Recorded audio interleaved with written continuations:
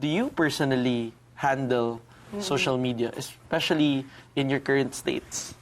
Ay, simulan ko muna dun sa, hindi ko makakalimutan sinabi ni Ate Cha sa akin, na parang you have a voice, Yes. make them heard, na parang yung mga sinasabi mo, kailangan maririnig nila yon. Importante sa athlete na sabihin mo yung sa loobin mo kung ano nararamdaman mo kapag may umaatake na sa'yo. Kasi hindi nila nalalaman.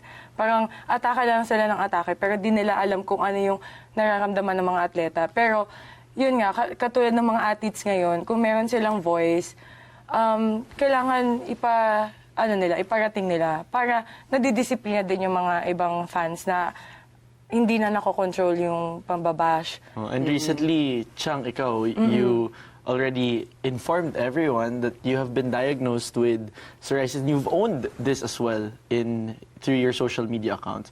How does it feel? Especially, alam namin, hindi ka pwede ma-stress. Several times mo yung stress sa iyong account. Oo nga eh. Bawal nga sa sakit ko na psoriasis. Napaka-maharlik ang sakit na ito ha. Ang daming bawal. Bawal ka ma-stress, bawal ka kumain ng meat, ganyan-ganyan. So, nung nalaman ko na may sakit ako na to, pinost ko kaagad. Nakita mo naman ang tulong ng social media. Talagang para malaman ng lahat To spread the awareness. Awareness na may sakit na psoriasis. And hindi naman siya nakakahawa.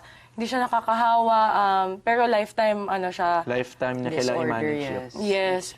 So ngayon, sinabi ko, parang relieved ako nung nakita ko yung messages ng mga tao, ang daming personal message sa akin. Yes. Oo. May iba na nakaka-inspire kasi meron din silang psoriasis pero nag-survive sila, tinutulungan nila ako. Tapos yung iba naman, natatakot kasi di nila alam kung psoriasis na ba yun, anong klase ng dermatologist ba yung pupuntahan nila, anong kailangan nilang gawin.